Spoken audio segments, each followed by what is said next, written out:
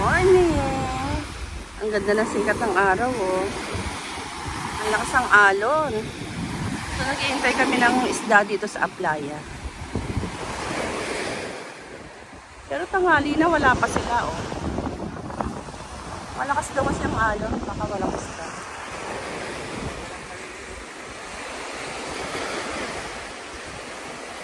Medyo madumi ang ano dito.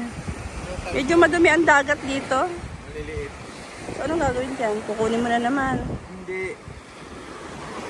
Isip ko lang yung pangkating ni Kuya. Sa Boracay pa, maganda ang buhangin doon eh. Malinis. Hindi ganito. Kaya nga maraming pumupunta doon eh.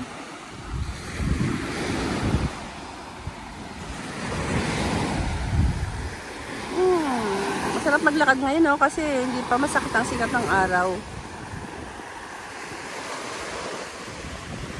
Doon kami naka-stay sa kabila, sa private.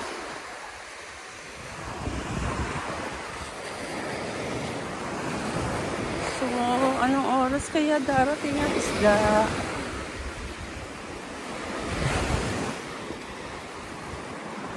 Tingnan natin, guys.